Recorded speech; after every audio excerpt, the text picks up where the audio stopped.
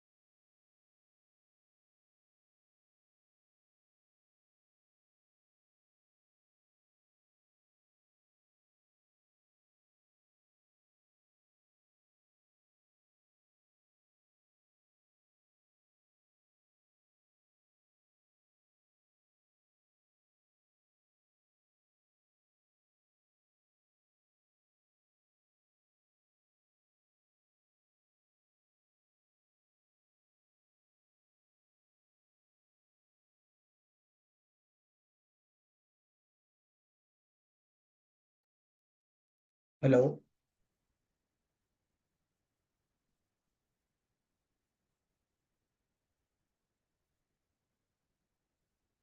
Hello. Should I start or wait some time? Okay. So everyone is present, right?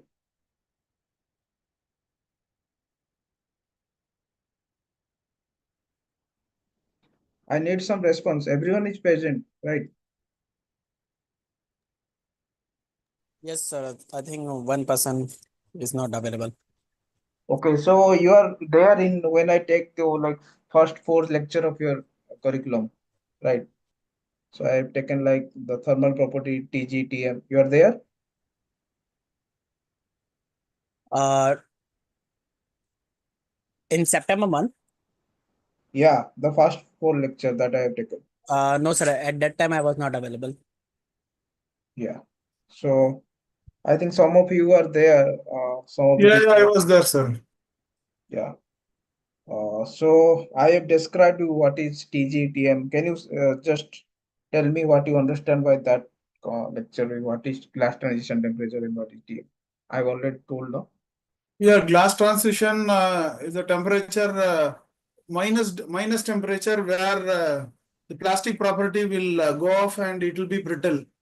and if the temperature increases at a certain point, it will get deflect also. It will lose its property and more flexible. It will become more flexible than the current stiffness. So both we Yeah. call it as glass transition temperature, That we TG. called as a glass transition temperature, right? So Yes. it can be either in the range of negative or it can be in the range of positive, right? It does not happen that every polymer the TG is in negative temperature.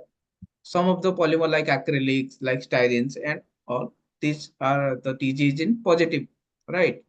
So TG is the temperature below which your polymer are mostly brittle and above which it is flexible, right? Yes, sir. Right. This is the basic idea of TG. And I have given you what is the idea of TM, what is the melting temperature. Melting temperature is a starting point from where it start to melt. Yeah. So melting temperature is nothing but the temperature, right, where your polymer crystal starts to melt or distort, right? So when your crystalline structure of your polymer start to melt or distort at that temperature, when it reaches its peak distortion temperature, that temperature is considered to be a melting temperature, right? All these temperature are comes in a range, right? You cannot like you will get a always you if you take the the peak temperature, then it is a single temperature, right? But if the range of melting is coming in a temperature range, also the transition of a polymer glass transition also comes in a range, right? Right. So these are the basic two temperature. One is your melting temperature and is your glass transition temperature, right? For a polymer, which temperature will come first? Either whether it is melting temperature or glass transition temperature, TG. TG, right? So why TG? Because the polymer will start melting from rigid to flexible. Uh, so it will come first. Means the temperature from rigid to flexible. The curves which will come. It is Okay. known as So what is TG? What do you mean by TG? glass transition. Yeah, glass transition is what? It will not melt, right? Don't use the word melt. So glass transition means when your polymer transit, right? Transition means कौन सा होता है कि एक state पे दूसरे state पे जाता है, right? That you know as a transition, right? जैसे आइस को आप करते हो, बर्फ जमाते हो, तो बर्फ को अगर बर्फ से फिर से वापस ट्रांजिशन होता है तो पानी बनता है, right? That is not a transition. तो ट्रांजिशन का मतलब ये होता है कि एक पॉइंट से दूसरे पॉइंट पे वो ट्रांजिट कर रहा है, राइट? जब आपका कोई मटेरियल रिजिड फॉर्म से फ्लेक्सिबल फॉर्म में ट्रांजिट करता है, राइट, दो टेम्परेचर आता है, उस टेम्परेचर को बोलते हैं glass transition temperature. It will not melt, it will just flexible, it becomes flexible, right? It will not melt in the case of glass transition temperature, but in the case of melting temperature, what happens? Your crystal structure started to melt, right? That is known as a melting temperature, right? So most of the semi-crystalline polymer will show you the glass transition temperature first, then it will show you the melting temperature, right? As also I told you, mentioned in the earlier classes, the amorphous polymer does not show any kind of melting temperature because it does not have a crystalline structure. It only shows the glass transition temperature, right? Understood? Yes, sir. So in the case of amorphous polymer, it always shows you a glass transition temperature. Why is it in the case of semi-crystalline polymer, it will show you the both. It will show you the glass transition temperature, and after glass transition temperature, it will show you the melting temperature, right? Yes, sir. And the third temperature that is associated with your polymer, that is known as crystallization temperature, right? When we are melting the polymer, right? You have melted the polymer, right? You have kept the polymer. If your polymer melting temperature, let us consider it is coming around 170, right? So when you are melting it, then you have to, after melting, you have to, uh, what you have to do, you have to cool the temperature, right? You have to cool the polymer to Liquid to find solid. out, yeah, to solid. Then when you are cooling, so what happens? Some if you are cooling something, that means it started to crystallize, right? If it is a semi-crystalline polymer, right? The temperature with which the maximum number of crystals growth has been happening, right? That temperature is known as a crystallization temperature, right? So melting temperature, where you are heating the polymer, you will get a melting temperature and glass transition temperature. First you will get a glass transition, then you will get a melting temperature. And when you are cooling the polymer, you will get a crystallization temperature, right? Understood? Yes, sir. Right. So just remember the polymer that has been semi-crystalline in nature, that will show you the three temperature, right? That will show you the TG also, TM also, and TC also. That is glass transition temperature, melting temperature, and crystallization temperature. The polymer which is mostly amorphous, it will only show you the glass transition temperature, right? Yes, sir. Okay. So which polymer show you the what temperature, it will depend on its structure also, right? So it will depends in its structure, means the structure will determine whether your polymer will become a semi-crystalline polymer or it will become amorphous polymer. It depends on the structure, right? So for the today topic, what we are reading is the thermal properties of polymer, right? So thermal properties means what? What you understand by thermal properties? Thermal characteristics of polymer.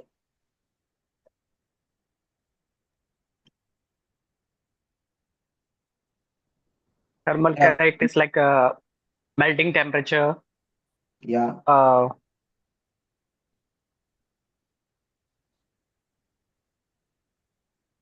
Only uh, four, five students are there. Or what? How No, much? there are some 8 to 9 are there, sir. Okay. Okay, tell me, what are the properties of polymer that you know? The change Right. in polymer due to a thermal induction. Yeah. All So the that is, changes happen to yeah. the polymer due to a thermal So interference or when, thermal. yeah. So when you are applying heat to a polymer, what will exactly what will happen to its property? What due to the thermal induction, right? Right. Or application of external thermal energy or something, right? So the key characteristics of any polymer that required that the key thermal properties of any polymer include these three temperature, right? These are the basis of temperature I'm telling you. That is the characteristic of polymer based on the temperature, right? So temperature means what?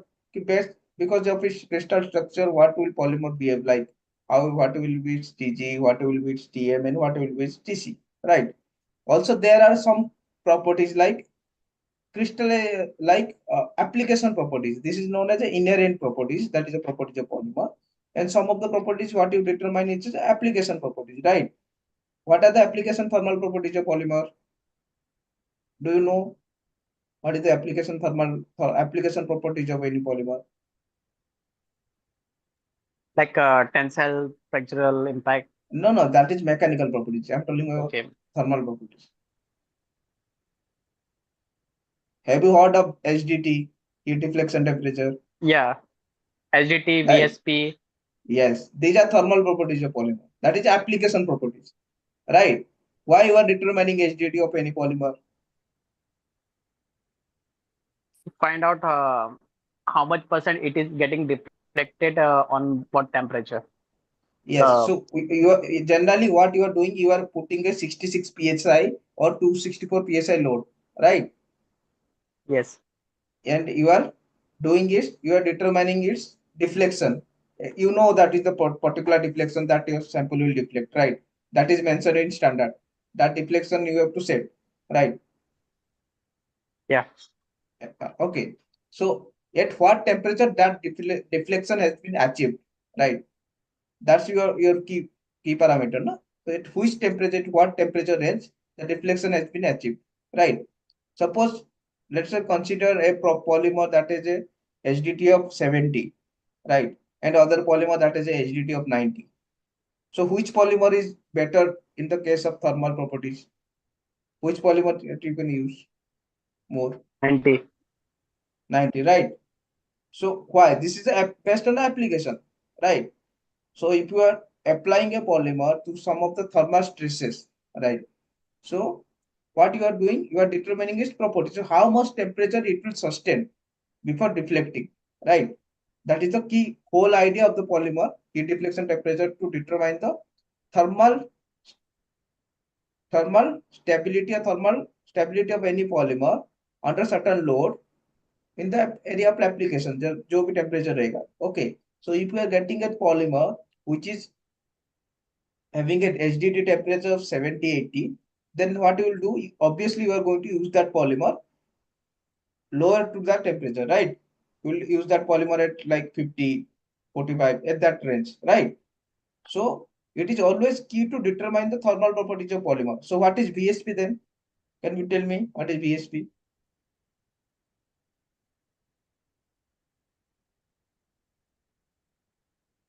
Yeah, Praveen. Hello. Am I audible to all? Yes, sir. Sorry, I was on mute. VSP on which we will apply a particular load will be applied on the article, Yes. and Yeah. uh, and in this we will see on which point, on which temperature it is getting soft. Soft means what? You will get to soft means it will penetrate, right? Thus, that is Then a yeah, penetration. penetration of 1 mm you are seeing, right? At a particular load, Yes, sir. right? That is your VSP, right? So what you are getting there, what idea you are getting there, it is also application temperature, right?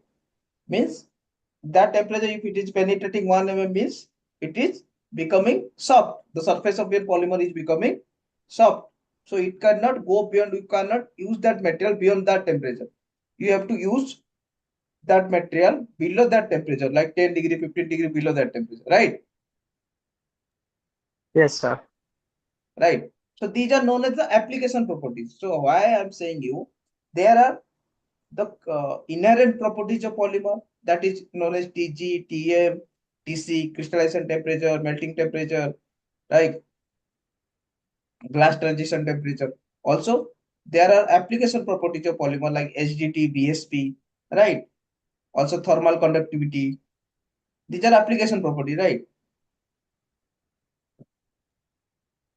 Yes, sir. What is thermal conductivity?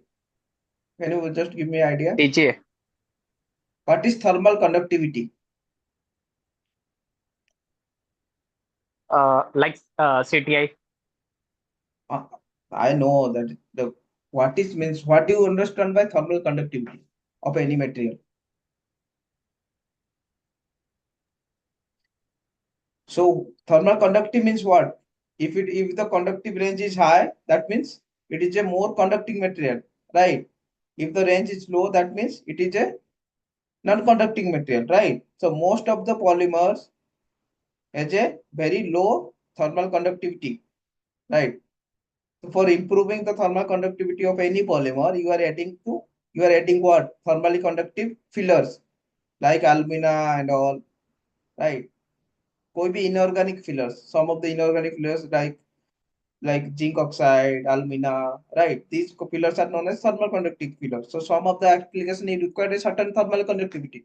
जैसे आपका, if you remember, if is your like automobiles, if car is like four-wheeler car is there, so if you see the cascading of your engine, जो पे आपका polymer रहता है mostly high temperature polymer, उसमें filler जो add करते हैं वो थर्मली कंडक्टिव फिलर होता है. क्यों?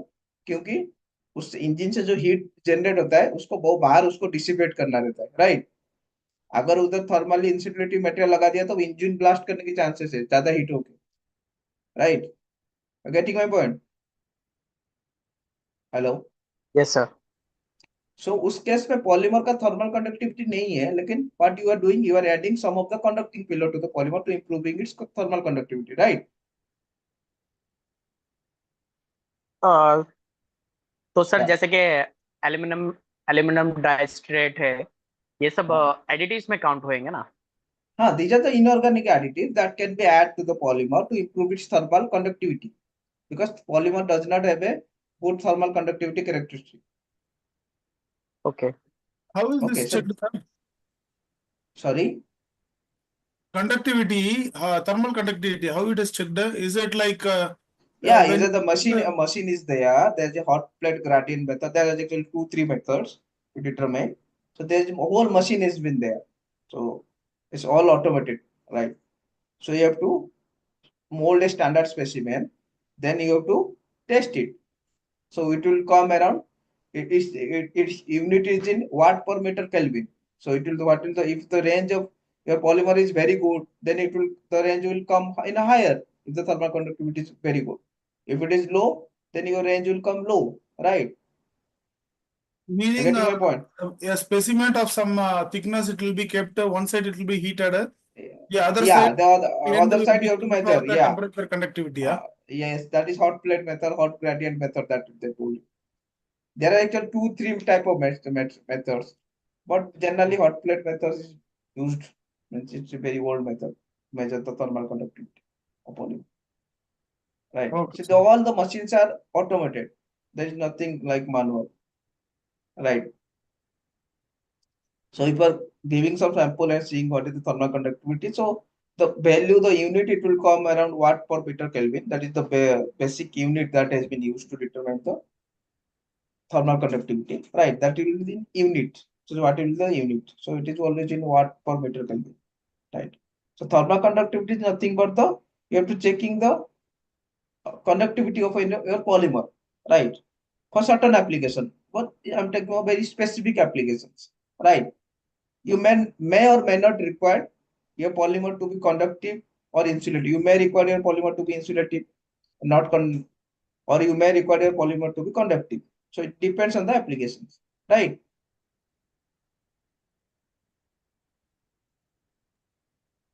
Hello. Yes, sir. Okay. So let's jump into thermal properties, right? So So one more doubt. yeah, You talked about some filler which can be used for the improving conductivity, thermal conductivity. What fillers can yeah. be used, sir? Like alumina, like some of the silica, like zinc oxide, some of the like silver nanoparticles. There are some carbon Silica, fillers. copper. Silica carbon filler means like conducting you must have heard of conducting carbon black is there. Carbon nanotubes is there. Single wall and multi wall both. Graphene is there. Graphene oxide is there. Right. Hello. Okay, sir. There are many types of. Some of the are carbon based also. Some of Sir, the actually, if carbon you say based means it. silica Uh, actually it is actually this is one type of conductivity thermal. The another yeah, one is yeah, electric conductivity. The another one is UV resistance. Like that, there are multiple requirements for which yeah, we yeah, doing all the yeah, fillers. Do you have yeah. any tip You which particular chemical is good for which particular thing and bad for which particular thing? Because look. silica can be That for, that good that for that thermal, can but bad for that can electricity. Yeah, yeah, but that cannot be summarized because what they are making, the industry they are making some specific grade. They don't does not disclose its composition. They will sell you by saying it is silica or it is alumina. Not But the the market grade. For yeah, theoretical yeah, purpose, like we by so far whatever we have learned, silica it is used for semiconductors where the resistance to current is very high. That is why it is being used in semiconductors. So in yeah, that yeah. way, if you see, but it is conductivity, thermal conductivity is good as you said. If thermal conductivity good, no, then there is a problem of this one. And again, the transition, glass transition will not I be there am in not. this. I am what I am saying you is not the purest form of silica. Mm-hmm. It may be in oxide form. Okay. Right, But aluminum is in Al2O3. Al2 is not in alumina. It is always in mhm. oxide form, aluminum oxide. Aluminum is also in oxide form only. Yeah, Okay, okay. right. Okay, I'm sir. not talking. So that's why I told you because all this material when it comes into oxidized form and all that will get a cheaper result. Like graphene is more even also graphene oxide is higher in cost, but graphene is much more higher than graphene oxide in cost. So low people prefer to use graphene oxide, right, instead of graphenes, right? But Okay. also they have okay. So when the yes some nanomaterials it is in oxide form, it will always act as a, like it is always as a, like what you can say, lesser properties than the purest form, Okay, right? understood. Getting my point now? So who told Ah, you that it is used in semiconductors? silicon is used in semiconductors, no, sir. Practically, The purest film, yeah. So who told you like that? So class in tip, market, someone tip. in our industry, we are seeing that. Yeah, yeah. So that is silica is purest form of silica they are using. Okay. You are telling me that doping materials and all, na? Uh, Silicon based doping and all. if we can have some table form, like Yeah. this material is good in this and bad in this, only Also, that is look enough. that So if to have some clarity, which chemical we are so using where, when we yeah, see yeah, no, market, look. we can So there, understand. Uh, for that you have a separate subject like polymer additives and compound. That's where okay. they will provide. Okay.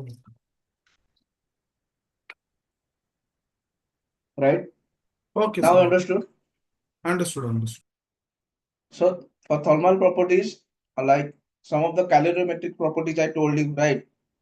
Some of the thermophysical property that is there, it is the course content, and some thermodegradative properties like thermomechanical and thermochemical properties, right? At last, you have to see the thermal stability of a polymer. So these are the property included in your like this PPT, right? So property depends on thermal stability in two forms. Once when you are seeing your polymer, so either you have to determine its thermal property during processing, right? So in two forms you require. One is in processing. So in processing, why I'm saying that if you are processing a polymer like a temperature range of 200, so if you are going to process, you don't know, and you put a temperature of 250, then you are processing, then it may degrade, right? Depending on the structure. So during processing, you also have to keep in mind that your polymer that you are processing, you should sustain that temperature, right? So for that also you require a thermal stability of polymer, right? Like like olefins has a good thermal stability at a higher range of temperatures, like 200 to 20 to 30, like I'm talking about PP.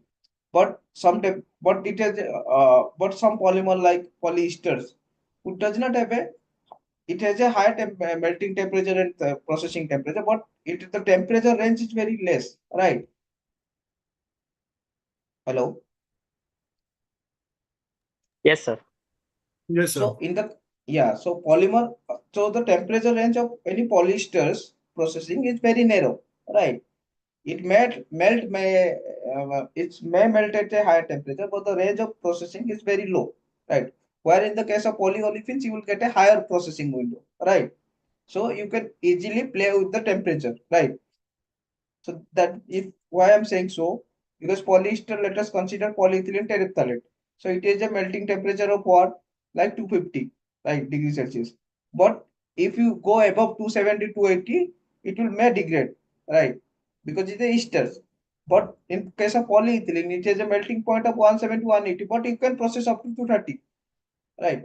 That the whole idea is that the stability of polyolefins, even that melt at a lower range, 180, 170, but it is a higher stability, higher temperature range that you can process with respect to its melting temperature. But whereas in case of polyesters, polyamide, that is nylon, the processing range is very narrow. So if your nylon or polyamide has a temperature, melting temperature of 230 to 40, but it can process up to 260, 270. You cannot go beyond 270. It will start to degrade or drool, right? That is the whole idea of thermal stability of any polymer.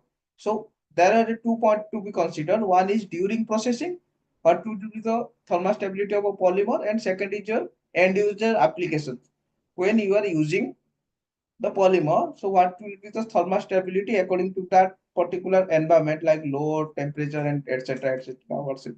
Thermal stresses and all, right? And at last, what is the structure? So which polymer can go to in which section of application in the thermal property. So it determines two structure. So if a polymer has a bulkier structure, right, more prominent bulkier structure, so it can goes up to a higher thermal stability applications, right? So if you are some polymer, your application you are using polyamide, or that particular temperature you cannot use polypropylene. I'm talking about application, huh? Don't get into processing.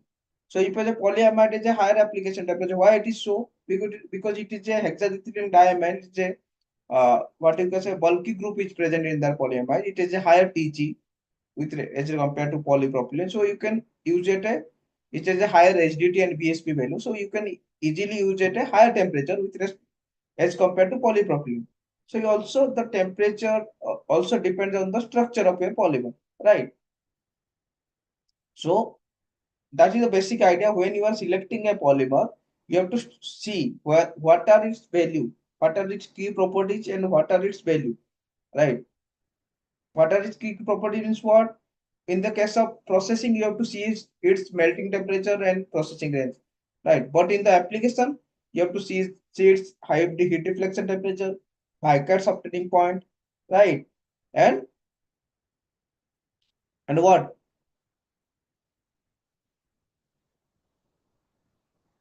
Am I audible? Yes, sir, you are audible. Yeah. So you are seeing the HDT and BSP temperature, right? In the case of application, and in the case of processing, you have to see its melting temperature and processing temperature.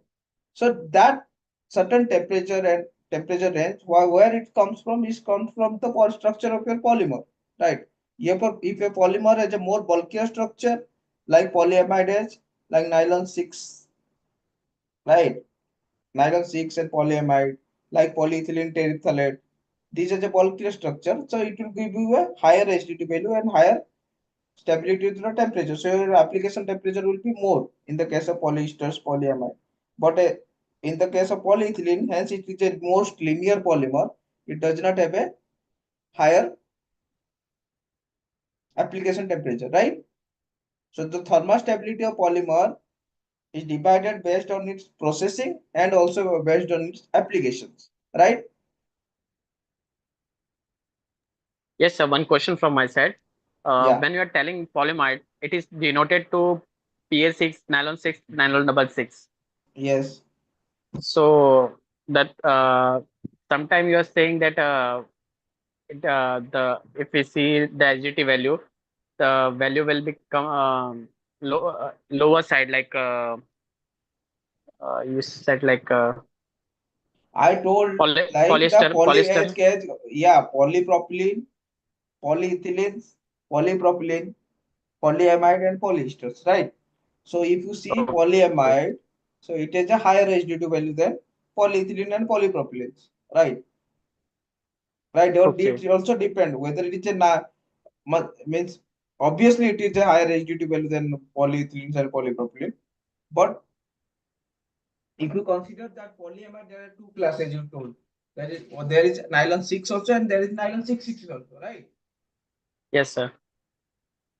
So obviously nylon 6 has a higher HDT value than nylon 6. Why? Because of its Yes, temperature. Because of its structure. Have you seen the structure of nylon 6 and nylon 6? yes, sir. We have seen. You have seen, no? So Yeah. what they are present in nylon 6 and what they are present in nylon 6?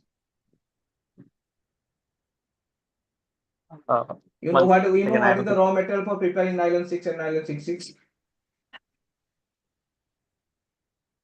Mm, You have studied sir, polyamide, right? yes, we have studied.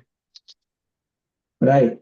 So one is a E caprolactam, right? E caprolactam से आपका nylon 6 बनता है ring opening polymerisation से, right? And when Yes, you sir. react adipic acid with hexamethylene diamines, then it is coming as a nylon 6,6, right? There are two methods, right? One is the nylon 6, which is produced by ring opening polymerization of E caprolactam, and when there is other method, going to prepare nylon 6,6. There is no other. There is other way. There is no other way of preparing nylon 6 actually, but there is the other method is prepared when you are preparing nylon 6,6. You look at two monomers. One is your adipic acid and one is your hexamethylene diamine, right? So the structure and What these two structure? Have you seen these two structure? Or you are like have you seen, they have seen the structure now? What is the polyamide and polyamide 6,6? Can you differentiate? I have to check the back notes. Right now, I am Right. not having. You I'm have in the to office. look. So if you see for nylon 6, it is only E caprolactam, which has been polymerized, cell polymerized to form nylon 6, yeah, polyamide 6. But when you are going for nylon 6,6, it is when you are reacting with adipic acid with hexamethylene diamine, we are getting a nylon 6,6, right? So,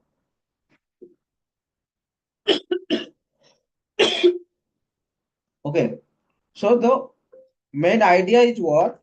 If you are reacting two monomers and you are getting a more rigid, more of the this saturated group like amide group formation or Sir, any. the slide is not changing, whether you are changing the slide or in the, No, it no, is, I am telling you, okay, I'm not okay, change the I'm not change the slide. okay, okay, sir, okay, thank you. Right. I'm just giving you the example. Have you heard of these polymers? Also, I have told you the first two, three classes, what is the polyamide polyesters. Yeah, yes, okay. I told you, na, the first classes, how can you differentiate between polyamide, polyesters, how Yeah, right. polyesters has been formed, Yes, yes, right? yes, yes.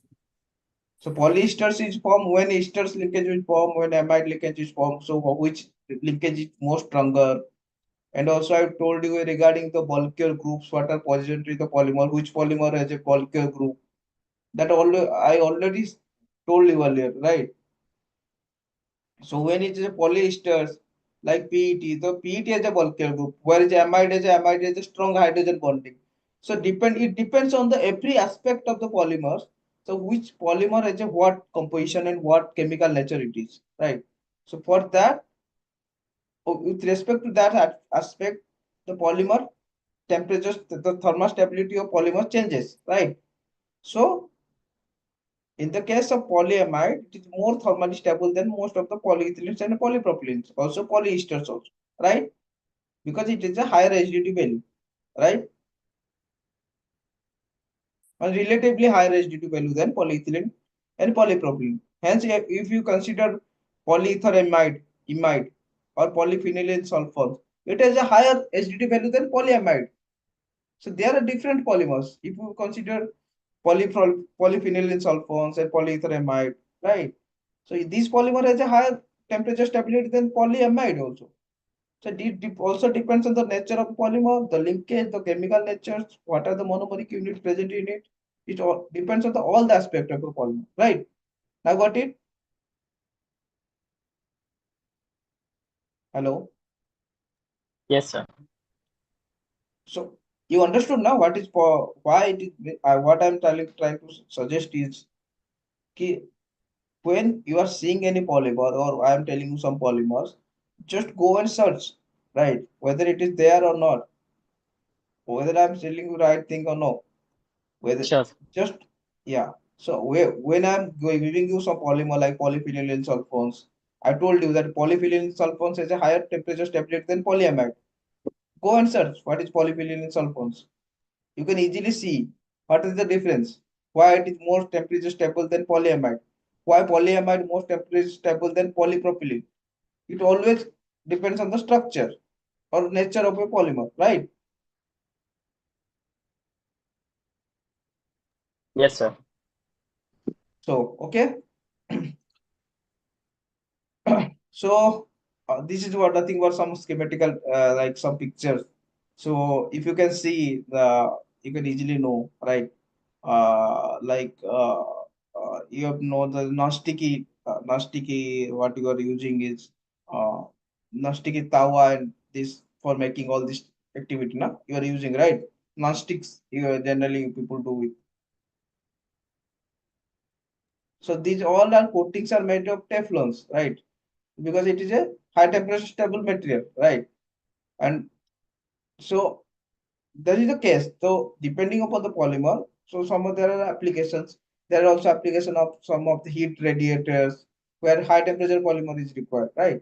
So always it depends on the application when which application which polymer can be used, right? Yes, So sir. let's come to the thermal properties, like more of the properties which related to the thermal sense of polymer. So one is sensible heat, that heat that we can sense, right? Right. So when we are measuring any property of polymer, so we have to measure the is heat, right? Heat capacity. We have to measure. You have to sense its heat, right? So that eh, with respect to that, what we have to do. We have to measure when you are sensing any kind of heat. What you are doing, we are using certain equipments to sense that heat, right? They getting my point? Yes, sir. When you are measuring any heat of any polymer, so you require certain type of instrument that can measure the heat, right? In short, there are instruments that can measure the heat of polymer. There are equipments that can measure the thermal stability of polymer. There are equipments that can measure the thermomechanical properties of polymer, which is the combination of mechanical and thermal energy, right? So first, what we are doing, we are going to study the what is DSC, that is differential scanning calorimetry. Have you heard of the name of DSC? Yes, sir. You have heard of name of DSC. Where you have heard? Pardon, sir. Where you have heard the name of DSC. Actually, I'm using this instrument. You are using the instrument, right? Yeah. So it's very good. Then tell me, what is its capacity? Its capacity. What are the parameters you are getting in a DSC instrument? What you are doing? Just tell me, what is your background? Actually, I'm from electrical engineering. I have completed electrical engineering, and I'm working in polymer industry, engineering material industry, Salinese. You are working in Celanese. Okay, which Yeah. plant? Silvassa. Yes, Silva, sir. Okay, you are using DSC. Which make DSC you have? Uh, TA, TMA. TMX DSC, right? Yeah. Okay. So now come to the technical part, right? So what you measure through DSC? Uh, Sorry, sir. What is? What are the parameters you measure through DSC? We are finding the crystalline temperature, glass Yes. transition temperature, melting temperature. Except that, what are the parameters you can measure through DSC? There are other parameters. Also, I've written in this slide. If you read the slide, you can tell me. Uh, Hidden heat. Sorry, melt enthalpy. Yeah, melt enthalpy that is coming, right? Delta HF, Yeah, enthalpy of fusion you are getting. Melting enthalpy that you people do, right? उससे आप yeah. crystallinity find करते हो ना? हाँ, Just finding crystalline the crystal temperature भी find करते हैं. crystallinity भी find करते हो कि मेटेरियल में कितना परसेंट crystalline part है. If your polymer is giving you lesser enthalpy value, that means that polymer is mostly low crystalline polymer, right? Find तो करते हैं, लेकिन एक्चुअली मैं वो यूज नहीं करता हूँ. Actually we are new to this instrument. 1 month back only we installed this instrument from DuPont. So Yes. I'm having the basic knowledge of testing with this Okay. instrument. So what you do in DSC, right? Mostly. In DSC, the temperature, it will match the temperature of master with the test piece, and it will No, say no, temperature. no. There is no masters and test pieces such. Very wrong idea that master and test. Means the formula is like in DSC we will keep one empty pen, and Yes, in the other pen we will keep the sample. samples. The Yeah, Yeah, and once we will start the instrument, means we will mm, start the test. First, it will equilibrate at 40-degree temperature. The yeah. means from the set temperature, it will go to the set temperature at whatever we have given. Like if it is pH six, It can be in positive, negative, whatever it may be. You have given whatever it you have can be positive or negative based on input, part. input that Yeah. you have given. Yes. Yeah, and after for the first time, it will go for the first heating, and once Yeah. the heating is completed, it will be isothermal for 5 minutes, Yes. and then it will go for the means for the in the first heating it will be like from solid to liquid it will convert, and Yeah. from the second heating it will be converting from it will be cooling down from liquid to solid. Crystalline temperature will be formed in that, and again it will be generating second heating, and that it will be again going from solid to liquid. So okay. So I'll come to that. Why you are giving second heating, right? Uh, that's also a topic. So what you are doing in DSC basically? So you have a sample pan and you have a reference pan, right? Right. There are actually two type of DSC. One is known as heat flux and one is known as power compensated DSC, right? So when you are going for heat flux DSC, it only has a single furnace that can heat both sample pan and reference pan. When you go for power compensated DSC, they have two different separate furnace for two separate pans, right? That is the basic means what you can do. There is the type of instruments that is nothing to do with our like polymer, right? That is a type of instrument that power compensated DSC has a better resolutions as compared to heat flux DSC. That is something different. But when you consider heat flux DSC, then it is mostly and widely used in the industries, right? एक minute line पकड़ एक line हाँ दादा पाठक करके है कोई लड़का, हाँ महेंद्र पाठक, किसमें सर के अंदर में क्या हुआ है क्या हुआ? नहीं वो अब उसके घर से फोन आ रहा है, तो वो बोल रहे हैं कि उसका फोन लगने ना,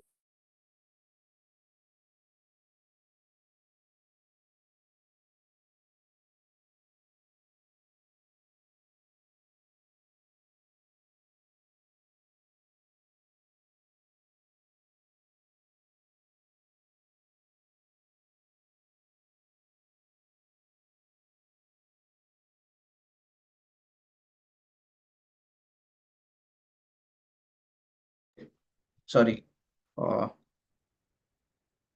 now it is visible. Yes, sir. Hello. Yeah. So in DSC, what we are doing, we have a one sample pan and one reference pan. We are heating the pan, right? So sample pan, what will take, if sample is there, it will take heat, more heat than uh, the heating rate, like heating of those two pan will be different, right? Sample pan will heat at lesser rate than a reference pan because a reference temperature, pan temperature, the heating rate will be more, right? Because sample pan has a sample because polymer anyway going to absorb heat to melt or something like it will absorb heat to melt, right? So what happened in that case, the difference of heat, right, that we are providing to the sample pan and reference pan, that has been measured through an instrument that has been measured through some thermocouples, right, that is connected to the sample and reference pan both, right? That can measure your, that can sense your heating, and it can measure your more critical parameter like TG, TM, TC. TC is nothing but the crystal. When you are telling TC, then there is no heating. It is always cooling, right? In cooling cycle, you are getting a TC, right, Praveen? Hello. Yes, sir. Yes, sir. In cooling cycle, you are getting a TC, crystallization temperature. So let me confirm you all. In heating cycle, you will get a TG and TM, right? In cooling cycle, you will get a crystallization temperature, right? So the point is what? Ki when you are heating a polymer, so depends on its nature, it will provide a certain temperature, right? Like when if it is like semi-crystalline, it is only going to provide you the glass transition temperature and melting temperature. And if it is a amorphous polymer, it will provide you the only glass transition temperature. It will not provide you the melting temperature. But in also if it is not melting, that means it does not have any crystal structure. So amorphous does not have a melting temperature. It does not have a crystallization temperature. It only has a glass transition temperature. Whereas in your semi-crystalline polymer, it has a both like TG, TM, and TC. All three temperature are present. Right. Let's come to the points that I already asked you. Like What else you can measure except this melting temperature, crystallization temperature, and glass transition temperature? Except that, you can measure the specific heat of a material, that is heat capacity, right? When you are measuring the TG, when you are measuring the TG, that means we are improving the temperature. So what is the rise of temperature of 1 degree for 1 gram of metal, that you can measure through DSC? If it has a certain that principle of DSC, because it generally comes at a higher end of DSC, it comes like to measure the specific heat of the temperature. But you can always measure the enthalpy value of your polymer, right? Enthalpy value is nothing but your area under the curve, how much energy it has consumed to break its crystal structure. When you are melting your polymer, is melting, that means that melt enthalpy value will come. The area, that is delta HF enthalpy of fusion, it will come when you are taking the area under your melting peak of your polymer, right? So except TG, TC, also you can measure the enthalpy value also and specific heat value also through DSC, right?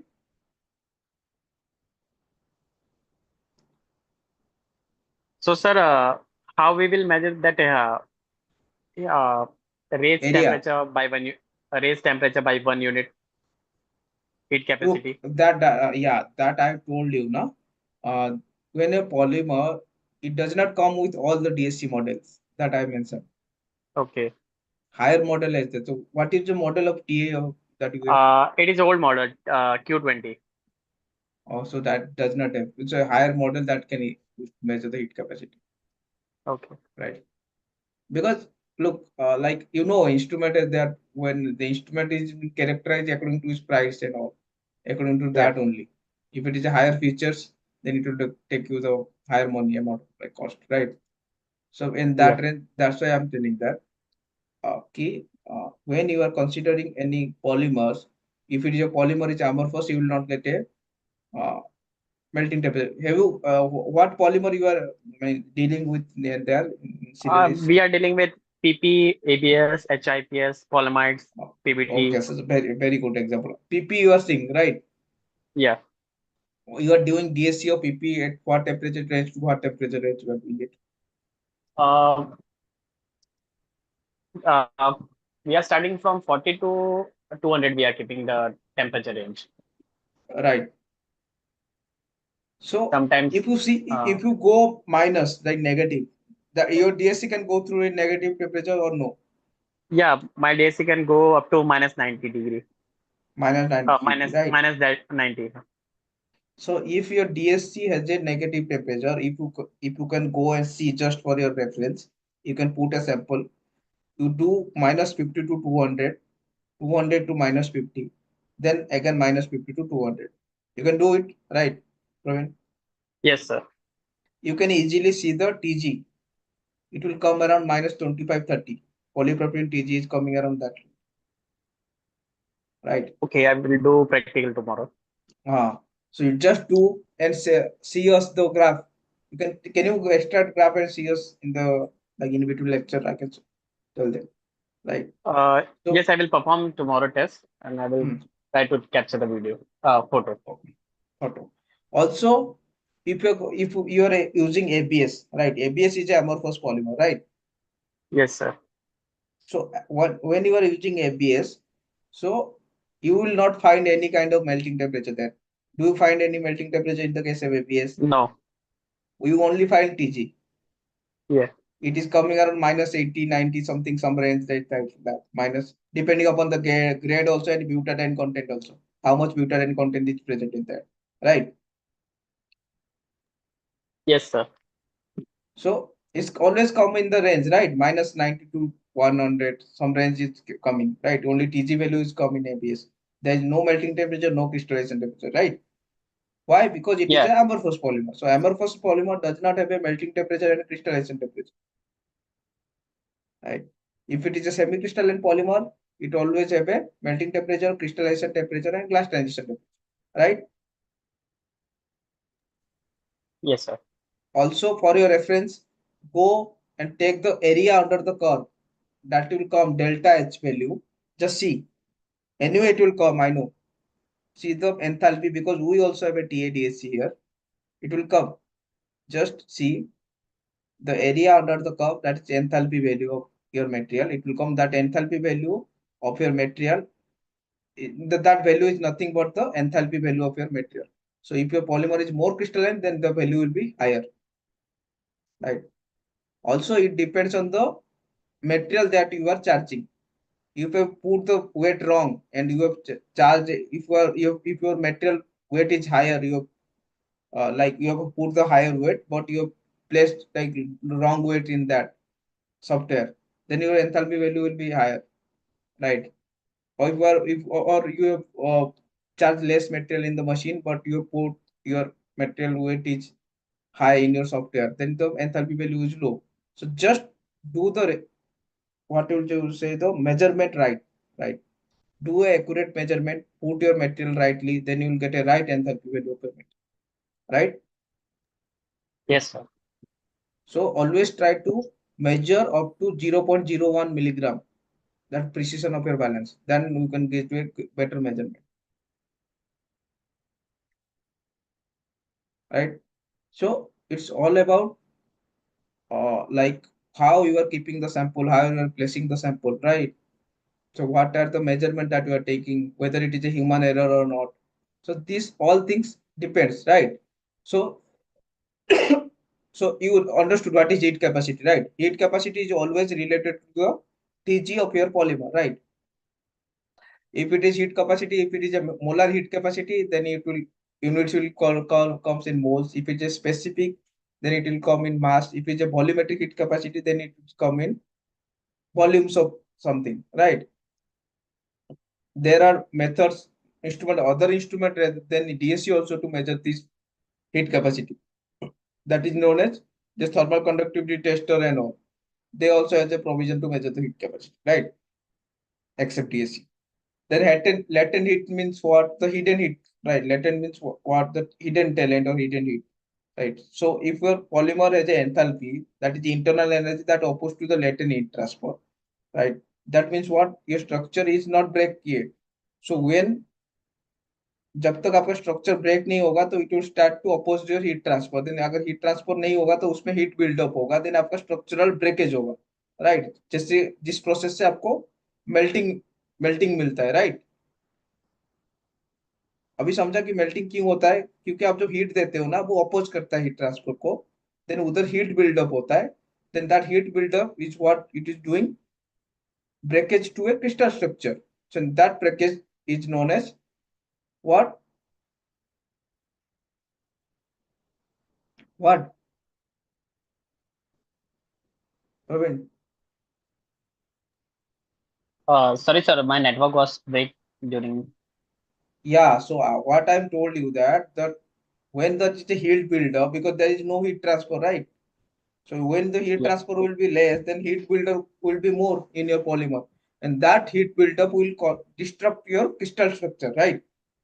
उसके वजह Yes. से आपको जितना heat buildup ज्यादा होगा उतना enthalpy of value आपका ज्यादा आएगा.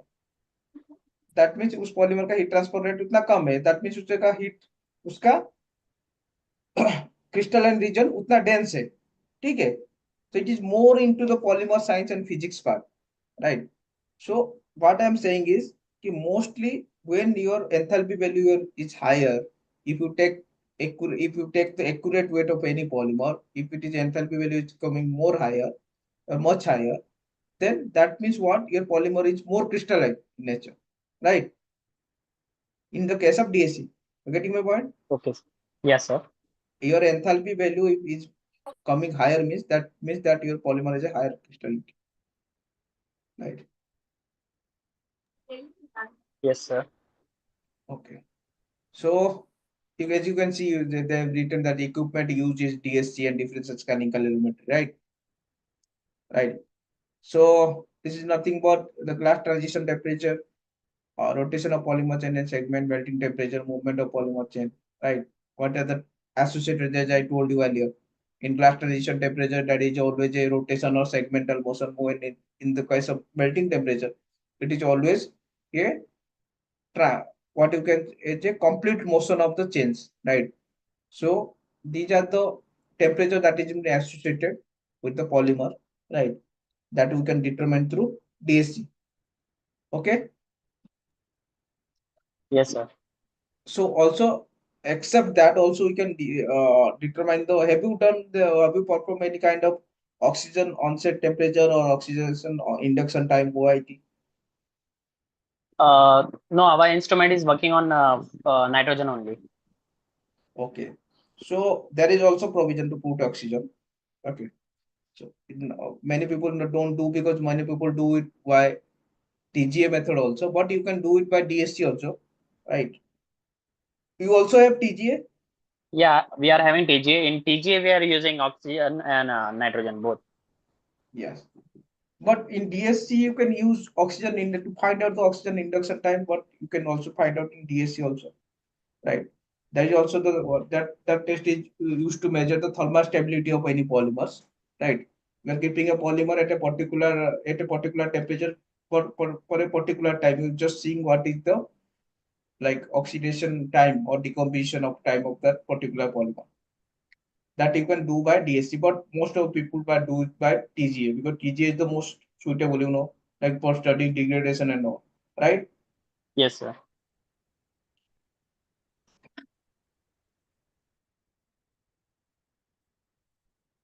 So as I told you earlier, so DSC, how DSC has been made, right? So oxidation stability, crystallization behavior, degree of curing. Curing, if you are using thermoset, you can also find the curing temperature. Whatever I've told you about thermoplastic. If you are using thermosets, right? Thermosis means it will start to cure. It will not melt, right? At a higher temperature, thermoset will cure. You can easily find the curing temperature polymer, right? Through DSC. Okay. So this is nothing but the sum of the data of your polymers, and easily you can see LDP, LLDP. Previous class I have shown you people that LDP is a, how much is the melting temperature of LDP, right? What is the melting temperature of LLDP, right? Red 121, LDP 108. What is the melting temperature of HDP, that is around 124, and what is the melting temperature of MDP, that is around 125, in that range, right? See, DSC will determine. So your graph is coming like this, right, Praveen? Yes, sir. Your graph is coming like this, right? Yeah. For this. So easily when you are seeing this now, you can have you seen this area? This area, the Yes, J by crystalline G. area. Yeah, so that area is nothing but your enthalpy value. That J by G value will come now. That J Ah, by G value is nothing but your enthalpy value of your polygon. It will okay, come sir. now when you are Ah, it is selecting any. coming. Yes, Yes, we are when we are selecting the area and marking it, it is come. showing that Yeah, that is melt nothing. enthalpy That is means that is the enthalpy value. J by and how G. much energy it is consuming for calculating the melt enthalpy, that is also showing. Yes, yes, that is the value that I'm saying. Right? Let's come to TGA. So what do you understand by TGA? Just can you take like 2 3 minutes break, then I can come. Yes, sir.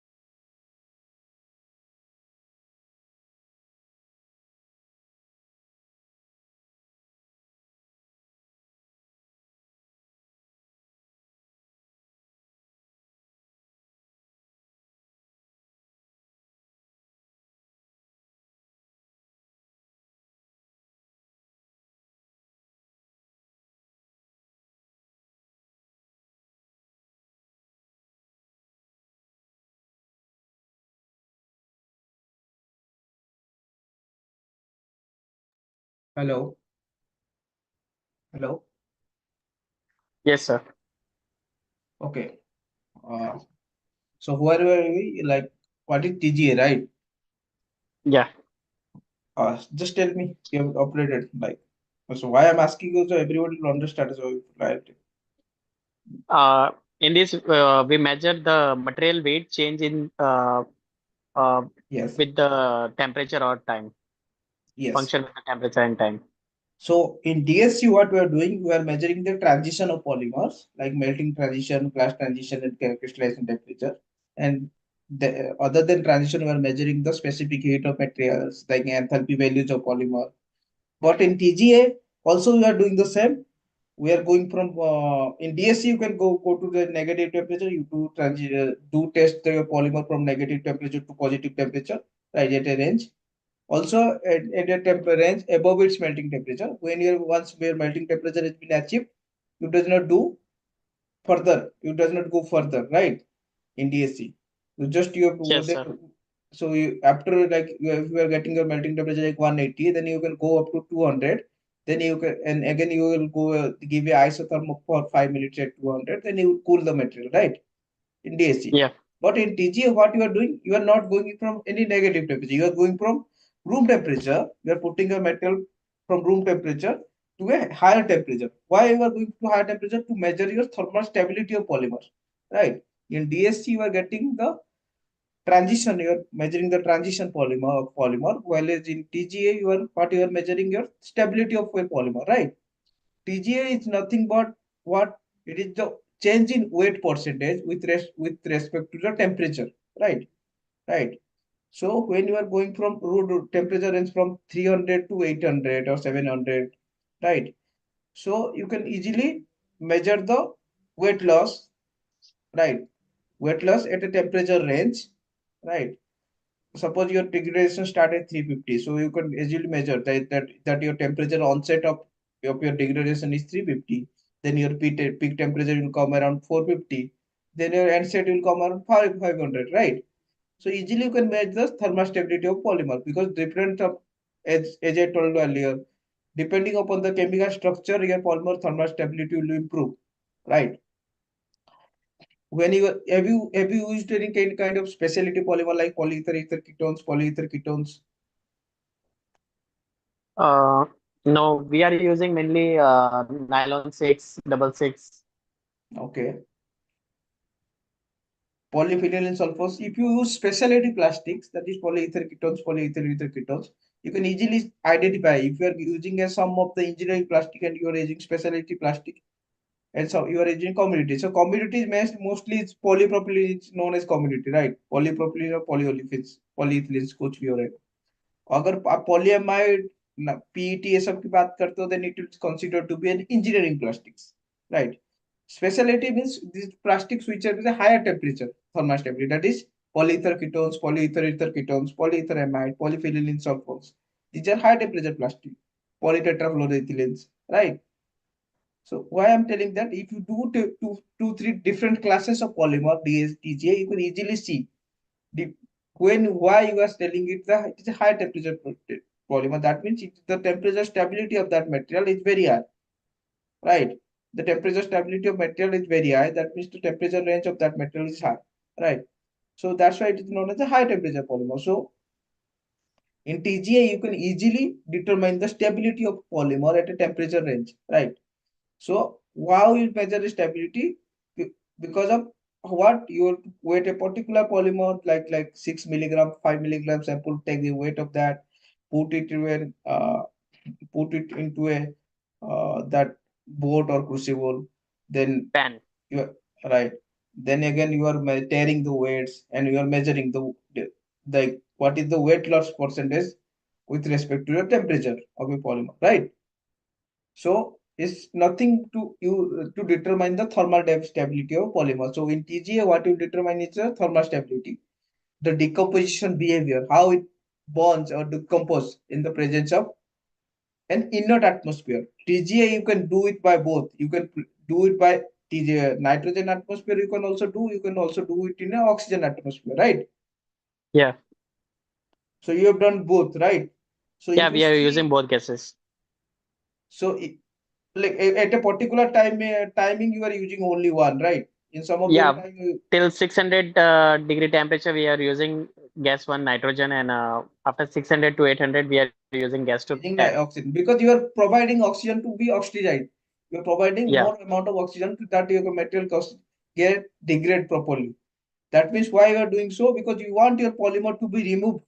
You do not want any kind of ashes or traces to be contained in polymer, because why you are going for 800, because your polymer anyway you are in 600 is the polymer will be totally burned out. It is considered to be that 600 temperature is reached. That means most of the polymer has been burned out, right? Yes, sir. So when you are going for 600 to 800 span, why you are going? Because if you have added some kind of fillers to identify the fillers, which type of fillers are there, right? Right. Yeah. So what is the ash content, right? For that, we are going to a higher temperature, right? Also, some of the filler also, if you can see, like magnesium hydroxide, right? Then other fillers, which also, if you do the TG of simple filler, you also get a decomposition curve, right? When you are going for magnesium hydroxide, you will get a H2O removed at around 200 or something. We are getting that, Praveen? Have you done Uh, any kind of filler stability test in TGA? yes, we are like glass and minerals we are finding. Okay, so if you got a sample of magnesium hydroxide or some of the hydroxide compound that is present, then you can also see that is some step reduction is there. That means some compound has been liberated from that filler. That means magnesium hydroxide होगा तो उसमें से water remove हो जाता है at a high temperature, right? Magnesium hydroxide generally removes water above 250 degree. What I remember, 200 250 के ऊपर वो पानी छोड़ देता है. Then it converted to magnesium oxide. Okay. To generally हम टाल्क है, ग्लास है, yeah, मोलिब्डेनाइट. tall glass that does not remove anything. That can sustain the stability up to 800, right? But I'm talking about magnesium oxide. Also, if you see the calcium carbonate above 600, it is converting to calcium oxide, and also it is liberating CO2, CO2 gas, right? Just if you want to just see for your betterment, you can easily go and see these two polymers. You do talc, TG of talc, and do TG of magnesium hydroxide, and do TG of calcium carbonate. You can easily see the difference, right? Sure, sir. I will try. Yes. You can easily see that there is a step reduction in weight in TG, because talc is mostly thermally stable up to 800 degree, whereas magnesium hydroxide is converted to magnesium oxide around 300, whereas calcium carbonate will convert to calcium oxide at above 600, right? Also, why I'm saying it, to understanding also filler. Of suppose some competitor will add some two different type of filler. So they have also added talc and they have also added calcium carbonate, right? So how to determine that? That you can easily determine through a volatile losses of this material and all. That you told me na, that above 600 I am providing this CO2 and all. Then Yeah. easily by providing that, you can easily see, okay, calcium carbonate is now converting to calcium oxide, right? Above 600, because it has only a thermal stability of 600. But whereas a talc has a thermal stability of 800, right? Then you also, based on the weight loss percentage, you can also calculate the which type of filler and what is its composition in that particular compound, right? Yes, sir. Okay, so again also, this is what I told you, the basic idea. Also, some of the flame retardant grade you must be knowing, right? Flame retardant grades and all. Yeah. So whenever, whatever we are using, the flame retardant commercial and all, aluminum trioxide, hydroxide and all, right? ATH you are using na, as a flame We are retardant. using melamine, Yeah, melamine, then phosphorus compound is there, nitrogen based compound lead is there, correct? phosphorus. Yeah. Lead phosphorus. That's what I'm saying. So most of the flame retardant, what you do, you have to just analyze its combustion behavior, right? So when polymer is combusting with the flame retardant, so what will be the its behavior, right? What is the step where reduction is there? Which type of behavior it is showing? Whether it is producing more ash or less ash, whether it is producing more volatile gases or less volatile gases, right?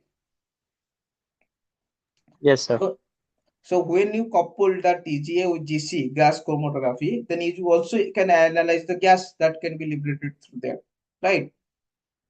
You only have TGA separate, right? You don't have a TGA GC setup, Uh, no, we are having only TGFA. right? So if you this is also an advanced technique that is known as gas chromatography. If you have both the combination, then you can also identify the gas that has been liberated through that flame retardants. Because anyway, flame retardant जो रहता है ये combination के time जलता है, लेकिन ये क्या होता है कि ये एक particular type of gas create करता है, कार्बन CO2 गैस क्रिएट कर देगा, जो ऊपर एक लेयर क्रिएट कर देगा, जिसकी वजह से कॉम्बिशन का रेट कम हो जाता है योर पॉलीमर का, right?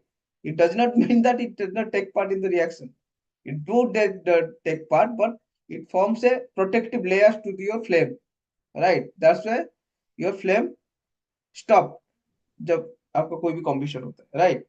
There are different types of flame retardant also. If you can if you are working in the industry and you know that there are type of flame retardant which have a different different what you can say what are the different like applications to it, right? Yeah. So also these all these characteristics that I've told you, that's bonding characteristic, decomposition behavior, thermal stability, right? What are the filler present in it in this, that all you can measure through thermogravimetric analysis, right? Yes, sir. Understood? Anything difficulty you are getting? No, sir. Okay, so these are the as I told you, this is the chart like PET. I've given you the what will be the, this is nothing but the enthalpy value. Then you have a TG, glass transition temperature, and you have a melting temperature. So when you are considering PET, you are getting a TG of 70 to in the range of 70 to 80. But when you are you are getting a melting temperature 250 to 260. Why? Because of its bulky structure. The more the bulkier structure, the more will be the TG, higher will be the TG, and higher will be the TM. And also you are getting a enthalpy value of 140, right? So when you go for LDV, then it is a more linear structure. So we are getting a lesser TG, like minus 100. So it is not possible in your case to find out a TG of LDP in your DSC because it is always below minus 100, right? For that, you require liquid nitrogen to go to that temperature, right? So you can't do that. So what you can do, you can always mind if you want to really measure the TG of a polymer, then you can do a P, as I told you earlier, PP as a TG of minus 30 to minus 20. If you go for minus 50 to 200, you can easily identify your TG of your polypropylene, right? That polypropylene is.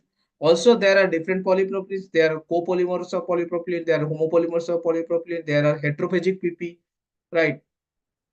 All the polypropylene has a different characteristics, right? All the polypropylene has a, that look, if you can see as you are doing DSC, you can always do correct me that some of the polypropylene give you a higher temperature, melting temperature like 170. Some of will give you 160. Some of will give you 155, 157, right? Yes, sir. So there are different grades. Depending upon the grades, also the melting temperature changes. Also, the enthalpy value also changes, right? So there are grades. There are several grades in polypropylene also, right? So, but these are the approximate value that has been given here, right? Okay. So when I am giving you this value, right? These value are nothing but the value of 100% crystalline polymer, which is impossible, right? But why this value has been given? they have given by considering 100% crystalline polymer. If the polymer is 100% crystalline, then it should be the enthalpy value of polymer, so that you can measure the crystallinity of polymer, right? Crystallinity of polymer is nothing but what the value you are getting in your DSC enthalpy value divided by this value into 100. Hello, Praveen and all. Yes, sir. Yeah. So if you really want to find out the crystallinity, you have to whatever the enthalpy value you are getting, just divided that value divided by this, whatever the particular polymer enthalpy value, just divide it by that and multiply into 100. You will get a percentage of crystallinity of that material. But if you are using, suppose if you are using a system that is 30% PP, sorry, 70% PP, 30% filler content, then you have to consider that you have to calculate for 70%, this is the enthalpy value. For 100%, it will be the enthalpy value. That enthalpy value we have to divide by this, right?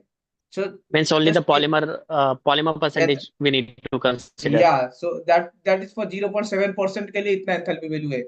तो 100% के लिए वो जो आएगा उसका जो value आएगा practically उसको डिवाइडेड बाय ये करना है, जो पर्टिकुलर जो भी पॉलीमर का एंथैल्पी वैल्यू इनटू 100 कर देंगे तो आपको परसेंटेज ऑफ क्रिस्टलिटी मिल जाएगा at that point particular polymer, ठीक है sir. Right? So this is the basic idea for any thermal properties of polymer, right? So now you get it. As you can see, PS6 has a higher like TG, right? Then it is a higher melting temperatures in PP, right? So all this depends on the structure. So if your structure is there, your structural rigidity is there, the TG will be higher. If your bulky structure is there, then TG will be higher. It does not always depend on the amorphous crystal. There is several factors affecting the TG and TM of your polymer.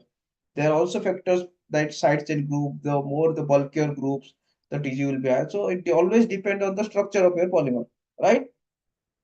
And also the nature of your polymer, right? Got it? Yes, sir. So except that, then you will pay thermochemical properties, like if you are dissolving any polymer in at a particular solvent at certain temperature, it may or may not dissolve, right? Right. So if it is not dissolving, then what you will do? You have to increase the temperature and try to dissolve your polymer, right? Am I correct, Praveen? Actually, in liquid form, I have not tried. Okay. So in liquid form, you have not tried, but if you are going to dissolve your polymer in liquid form, a certain solvent it can go through without any trying any heating in the solvent, but at certain temperature, polymer requires a certain amount of heating, right? So that if you heat the polymer, then it will dissolve, heat the solvent, right? So these properties, that dissolution property, when you are considering both thermal and chemical nature of your polymer, and you are seeing the chemical and natural, the thermal nature of your solvent, and these two are interacting at a particular temperature, room temperature, whatever the temperature it is, room temperature or above room temperature, right? That particular properties is known as thermochemical properties. Because what when your something dissolution happens means what? Means you are taking a solute, that polymer is your solute, and your solvent is something like chemicals that you are taking to dissolve your polymer, right? जैसे पानी में when you are taking water and putting salt in to for dissolution, right? You are doing that in your home, right? We are taking Yeah. salt and you are putting in your water and dissolution happens, right? But in the case of polymer, it is little bit different. But first swelling होता है, swelling of polymer, then start dissolution. And also the particular polymer has a particular solvent. Every polymer cannot go through every solvent, right? Certain polymer has a certain solvent to dissolution. Also that certain solvent also, it may or may not dissolve the polymer at a room temperature. For that you require to be increase the temperature of your polymer solution. Whereas solvent that is going to dissolve your polymer. For that, it is known as a thermochemical properties, right? when you apply thermal energy to dissolve any polymer in a particular solvent, that properties comes, it's known as thermochemical properties, right? For example, sir, we are having a viscosity tester. So we are using Yes, H2SO4 for dissolving the nylon material. yes, So sometimes if we keep it for the 24 hours room temperature, it will take uh, for dissolving the nylon for in the room temperature, it will take 24 hours time. And yes. if we want to dissolve it, means in 1 or 2 hours, then we are having a shaker bath. In that That, we are applying some heat yes. Then applying and it dissolution happens, right? yeah, So that particular property is known as the thermochemical properties of polymers.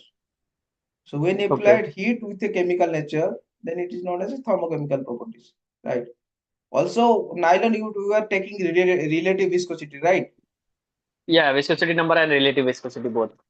Both. And for PET, you are doing intrinsic viscosity. No, PET we are not using. So you have not, you don't have any PET grade, right? Yeah. Okay. So why, if you find out when I go to geological property, I will ask you. So why you always required a viscosity number in the case of PET, nylon, polyesters? Why you does not quantify that in MFI? Why we? Why you need an viscosity data for the PET or nylon and all polyesters and nylon? We don't. Why do we don't have an MFI value for that polymer? Have you find out? No, I have not find out. I will check for it. Yes. Why nylon polyesters it does not have an MFI value? Because everything is in plastic industry, they will come for MFI, right? Yeah. Or MFI, For nylon also we are doing MFI. you are doing MFI, or you are doing MBR, melt volume rate, We are doing MFI also, melt volume rate also, and viscosity number also we are doing. because you are correlating, right? You are correlating these three data, means Yeah. it is coming this range, this is coming this range, this is coming, that means it is coming in a range, standard range. Yeah. The main, but in a polymer science perspective, it is always people, it is more correct way to measure the viscosity of a nylon, relative viscosity of an nylon, right? It is also data sheet, if you can see that they will give you the viscosity number, right? Yeah. Okay, that will see in real. Now you understood? For getting compatible of two systems, you require a temperature, heat energy to be given to that particular solvent with polymers so that it can dissolve the polymer in that particular solvent. You understood now this part? Yes, sir. So this property is nothing, no, this property is known as thermochemical properties, right? So have you heard of dynamic mechanical and thermal analysis, DMTA?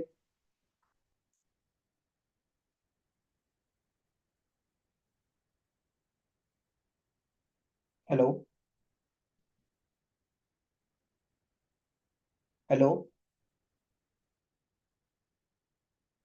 hello.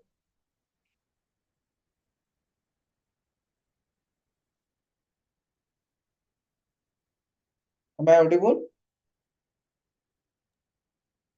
Hello. Yeah, am I audible to all? Yes, sir. Have you understood what is DMTA? You know what is Yeah. DMTA? Yeah. DMA. We are having this instrument, dynamic mechanical analyzer. It is from TA instrument also? Yeah, it is also from PA Q800. Okay. So what you are operating DMA? No, currently it is not installed. We are in the phase of installing it. Okay. So DMA, so you have not done DMA, right? No. So it will, I'll told you yes, like tomorrow I will told you because it's a topic that is more interesting. I suggest to one DMA and all other because it. So now for today, what you understood from this, just tell me in brief. So and what other people have understood.